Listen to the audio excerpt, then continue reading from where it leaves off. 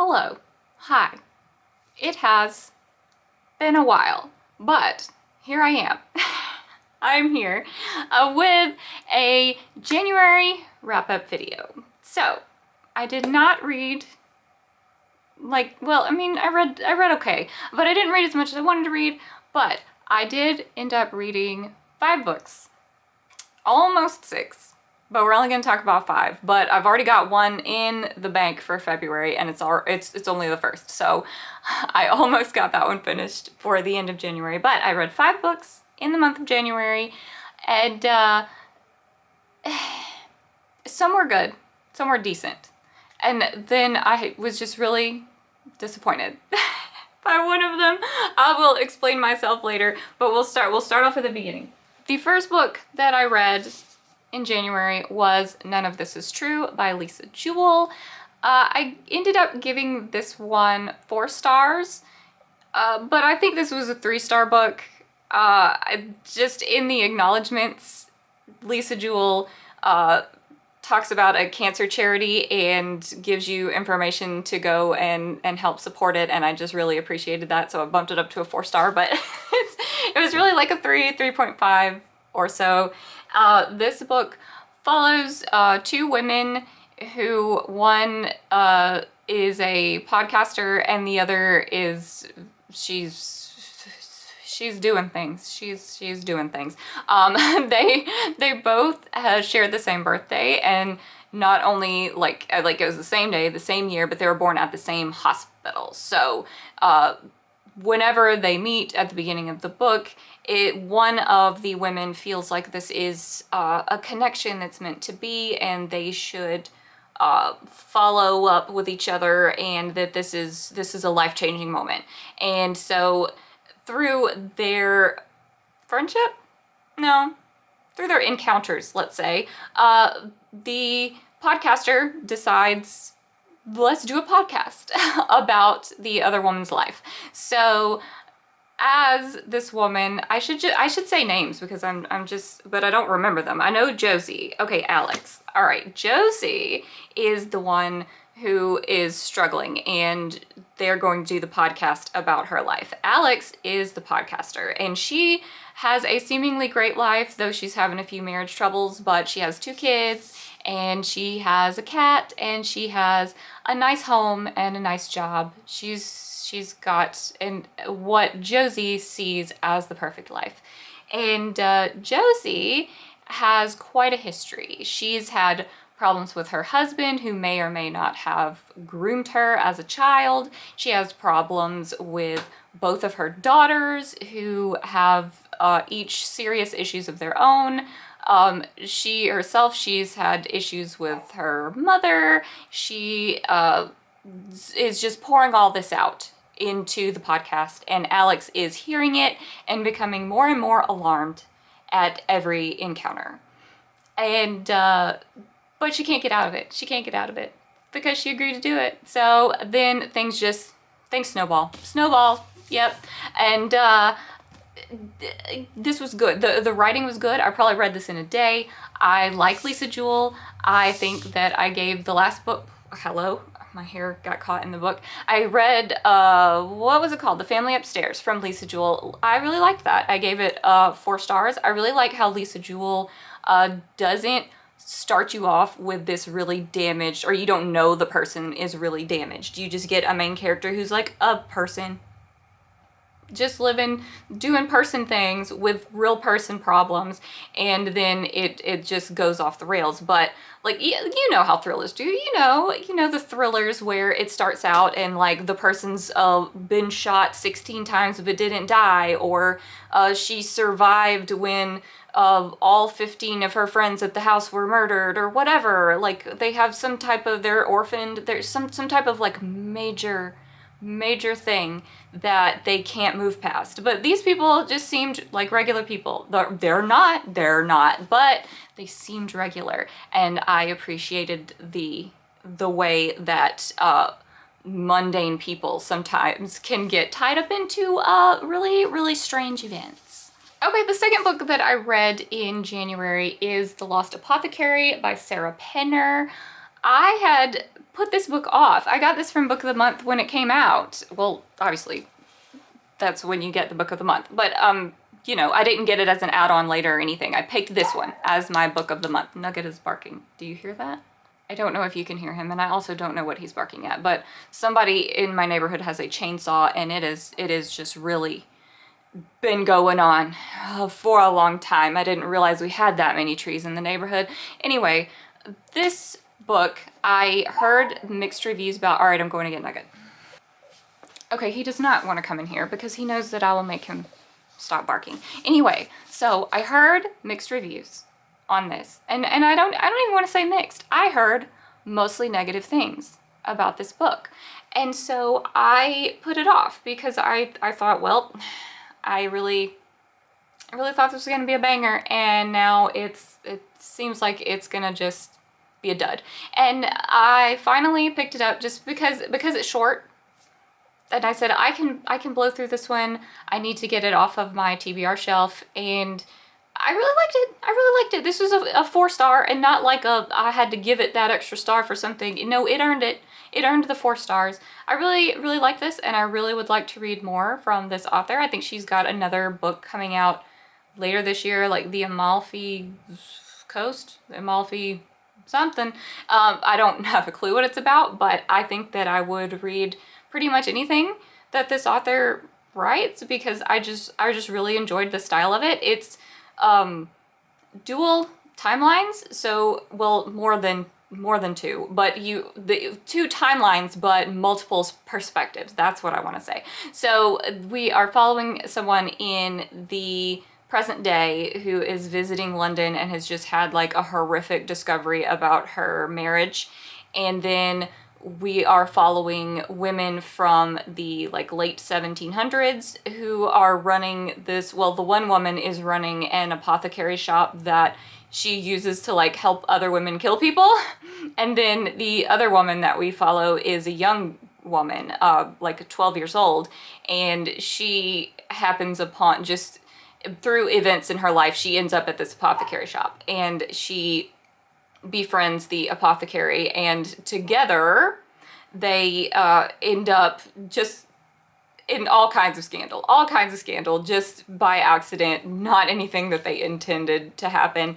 But the lady in the present is discovering just a few items that are sort of leading her to the history about the 2 women from the past, which has remained completely buried. And obviously during that time period, women were not historically documented really, unless you were a super prominent woman. But if you were just a regular lady, your name probably didn't even get written down. Like, you probably didn't even get a gravestone with your name on it if you were poor. And so the fact that the woman in the present is able to discover more about the lives of the women in the past, while we also are discovering things about their lives. And there does, you know, reach a tipping point where some things happen. Like there's mortal danger. So it is exciting, though I think that this was marketed as a kind of mystery thriller type novel, or maybe it was marketed as a fantasy. But what I would say is this is historical fiction. This is historical all the way. There are a few things that are a little bit, you know, mystical, because the apothecary is goes into some detail about the brews that she makes that will help or hurt the person that she administers them to. But for the most part, it just feels really historical. And while it gets exciting, I wouldn't call it a thriller. And I think maybe that was the problem with the book, is that people were expecting that when they were going in. I had already forgotten all of those things, so I wasn't expecting anything. But I really enjoyed it. I want to read, this author I think wrote the London Seance Society. I would like to read that. So definitely I've got my eye on Sarah Penner now. I'm glad that I read this. My next book that I read was an audiobook, and this was actually the first audiobook that I've ever read. Yes, I am late to the party with this one, but I read Listen for the Lie by, who is the author? Amy Tintera. This was the best decision I could have made for my first audiobook. It's fully casted, it's a podcast style, and everything is done.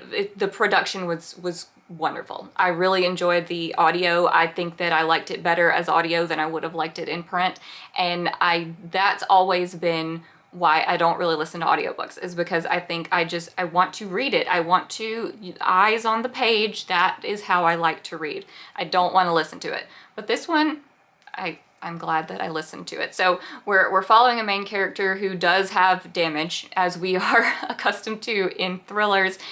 She was accused of murdering her best friend many years earlier, like 14 years, or I don't know, a long amount of time earlier. She's accused of murdering her best friend, and obviously she lived in a small town, so once you get that kind of accusation, you got to get out of there. She was not convicted, so she moves away and she's trying to live her life somewhere else. But this cold case of the best friend's murder is dug up by this podcaster, and he starts bringing it all to light again. And so now the girl, what is her name? I don't even remember her name. I'm not good with names, not at all. Okay, so let's go to Goodreads and ask what this girl's name is. Lucy, right, Lucy. And Savannah is the friend that she murdered. Well, that they are accusing her of murdering. I mean, that's kind of the whole mystery. Did she actually, or did she not? And Lucy has started a whole new life in California, away from her Texas hometown where everybody thinks she murdered this girl. And then the podcast comes out, she is then fired from her job, because now not only does everybody in her town think she killed this girl, now everybody in America thinks that she killed this girl. So she ends up having to go back home for her grandmother's birthday party, which her grandmother is fabulous. Best character in the book, 100%. She goes home, and then of course, the podcaster comes there, and all of her baggage is dug up. Her ex-husband, her parents, all of her issues with friends from high school, just like everything. The podcaster digs it up, interviews these people, and she eventually agrees to be interviewed herself, because why freaking not? You know, her life's already ruined. Why not? The part I didn't like is her convenient case of amnesia. We've all read these stories. We all know how this goes. She can't remember until she can remember. And then when she can remember, there was no point for the whole story, because if she'd just remembered to start with, we wouldn't have had to do all this. I mean, obviously, in this case, she had a brain injury, which prevented her from remembering, though, like, I mean, then why did you end up remembering? Like, what? Why then? If it was, I don't know.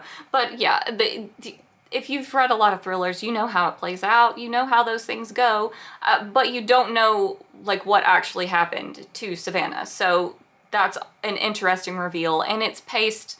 I blew through this. I couldn't sleep. I couldn't sleep until I knew. I had to finish the book before I could do anything else. So I definitely recommend. I gave it 4 stars. It was just definitely audio, though. I mean, that's how I read it, so of course I think that's superior, but I really would highly recommend it. Okay, the next book that I read is Death of the Author by Nadia Corafor. This one I'm so sad about, because this was one of my most anticipated books of 2025, and I have no experience with this author. I've only ever heard good things about this author's other works, and I haven't ever picked those up, and I thought, well, this one's coming out, it's a standalone, I don't have to worry about trying to find the first book in a series or catching up or anything like that. I can just read this one, and then I'll know about this author and whether or not I like her writing.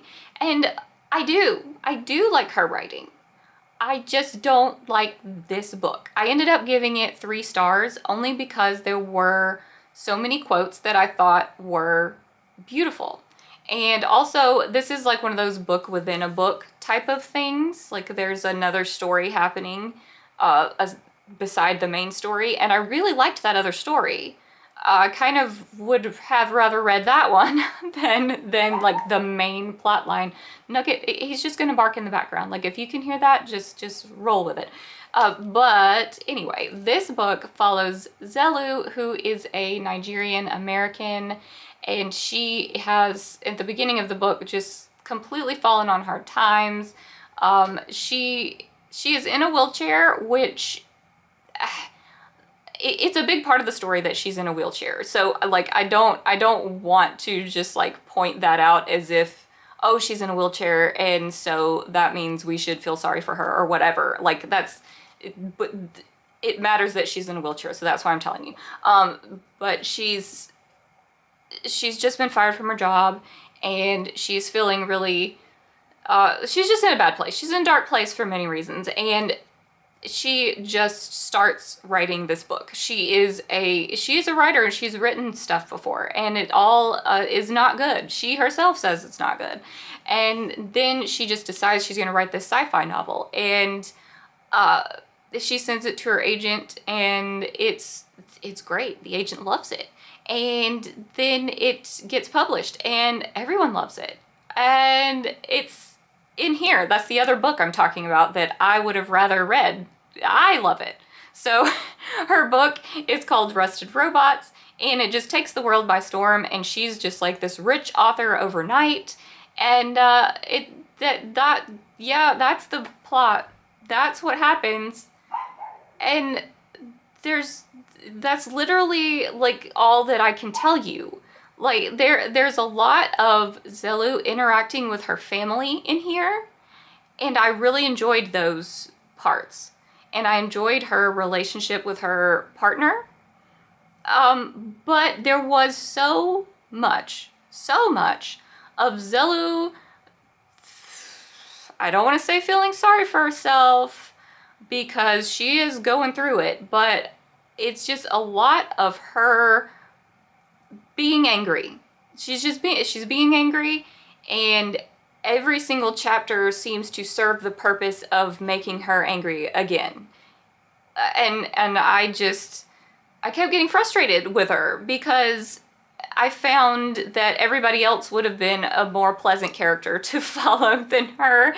And I think that was the point. Like, I think Nnedi Okorafor meant for this book to be like this. Like, I think that she did what she was trying to do, for sure. And there is some social commentary in here that I thought was really well done. I didn't feel... Oh, let me give you some comp titles. Okay, Babel, for instance, by R.F. Kuang. This book was a freaking masterpiece. This book was amazing. And I ended up giving this 4 stars. And you know why? It's because the social commentary kept taking me out of the story. Like, by the end of like the first section, like let's say we're like 50 to 100 pages in, I'm like, I know what's going on here, and this is wrong.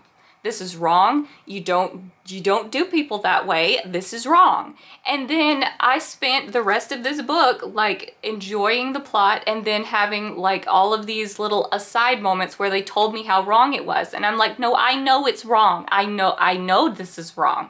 And so I just felt like the social commentary took me out of the story. And in this case, I feel like I liked the social commentary better than I liked the story. I think what she's saying was very important.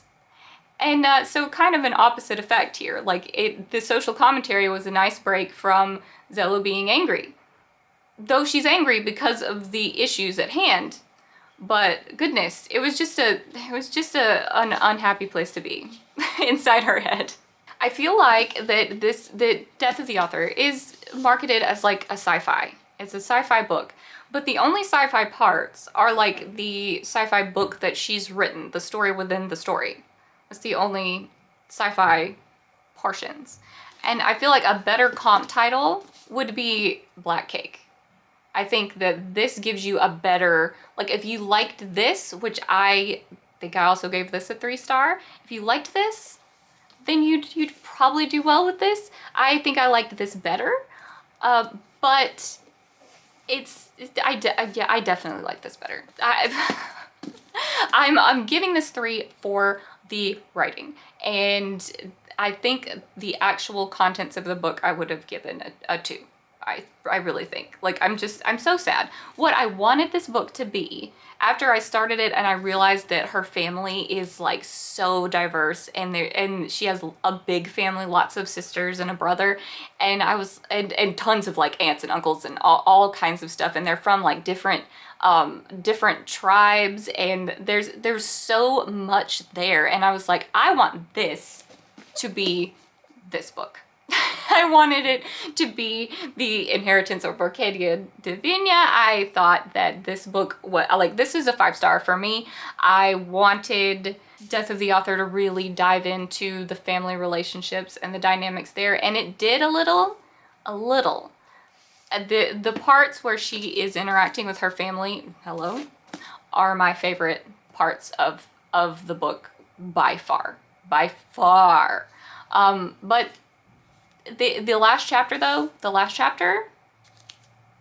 that's a good one. The last chapter kind of ties it all together and gives you like a little, not a twist, but just kind of a, oh, aha, I get it kind of moment. And so people are gonna love this. People are gonna love this. Those people just aren't me. That's it. And the last book I read for January was The Family Experiment by John Mars. I also read this on audio. It was fully casted. I think that I probably would like it better on audio, but I had a lot of trouble keeping up with the names at the beginning because there's a lot of people. Each chapter is like 2 people, because the Family Experiment it's following this reality show where couples and then one single parent are given this meta baby, this like AI baby, and they have these VR headsets that they use to take care of it with. And at the end of the reality show, one couple gets to keep their baby and everybody else's baby gets basically killed. I mean, they just turn it off because it's not real, but they seem real, and it's jarring whenever it's time for one of them to be deactivated. But of course it's way deeper than that, and there's like a whole history of like child trafficking in the background, and then all the people participating in the Family Experiment show have like these deep dark secrets that you just slowly uncover as the story goes, and it's very dramatic. It's very reality show. You get lots of interruptions through the chapters of like what the people are saying on social media about what just happened in the previous chapter, and it's fun. It was tons of fun. I gave it a 3 just because like I didn't care about any of the characters. Like, I didn't care who won. I didn't care. It was a fun time, but I wasn't invested, I guess. And but I'm giving it like a happy 3 stars. Like, I almost feel bad because I think it deserves more than that. I think that people like it better than that. I think that the book has done very well, and but for me it was a 3, and I liked it. I enjoyed my time. I don't think that I need to explain any more about it than that. They did have a kind of there was a little cancer plot line that I thought was stupid and a little bit annoying to me, but it passed. It wasn't a big part or anything, but yeah, 3 stars. Okay, that is all the books that I read in January. I had a decent reading month, and February is off to a great start. I already had a 5-star, so I will report back to you at the end of February with what I have read, and hopefully I'll have some more videos here for you in between. But for now, thank you so much for watching, and I'll see you in the next video. Bye!